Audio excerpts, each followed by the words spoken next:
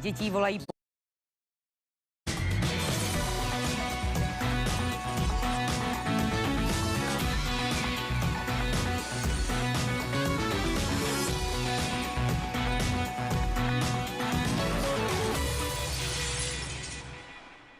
Záběry šikanované dívky z Hodonína svou brutalitou šokovaly celé Česko. Kdo by čekal, že když se o případ začne zajímat policie, nastane ve městě klid, je ale na omylu. Jak je to možné? A má v Česku větší práva oběť nebo pachatel? Zajímalo Martina Hlaváčka. Mega gangy. Larry, koho jdem zbyt?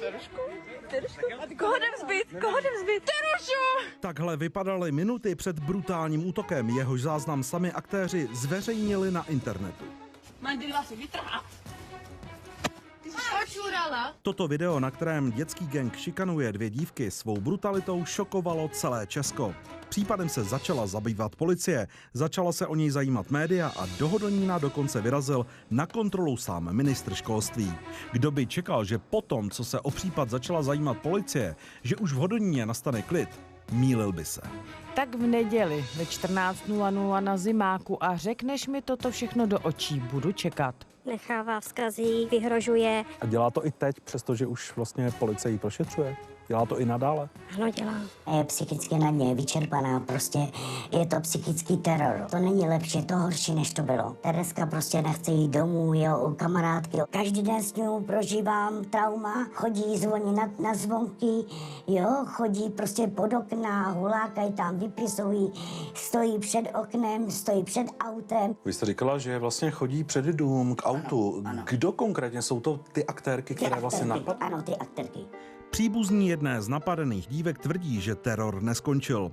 Zprávu, kterou útočnice poslali, sice policie nahlásili, podle té ale nebyla naplněna podstata žádného trestného činu. V rámci výslechu osoba může samozřejmě požádat o policejní ochranu, nicméně to jsou případy, kdy skutečně ten kriminalista vyhodnotí, že se jedná o případ, kde reálně hrozí vážná újma na zdraví, případně na životě. Rodinám napadených dívek nezbývá než čekat, jak dopadne policejní vyšetřování a doufat, že k žádnému dalšímu incidentu už nedojde. Dnes, 5 týdnů po medializaci případu a zahájení vyšetřování, jedna z napadených dívek stále nevychází z domu a má tak distanční výuku.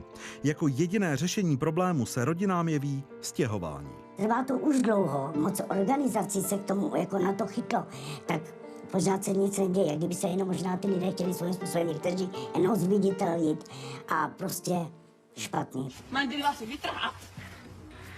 Ty jsi očurala. S kamerou jsem se do Hodonína za posledních 5 týdnů vypravil 4krát. Podařilo se mi mluvit s řadou svědků, samozřejmě vždy s příslibem anonymity. Všichni se shodují na jedné věci. Ještě před 3 lety byl v Hodoníně relativní klid.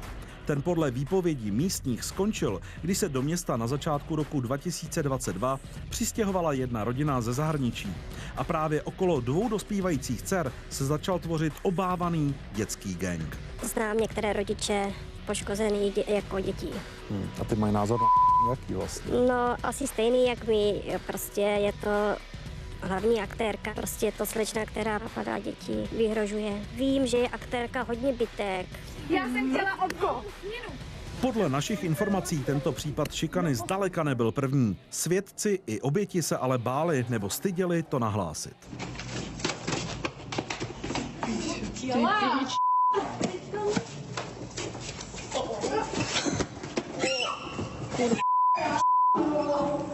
Na slečnu, která podle svědků zorganizovala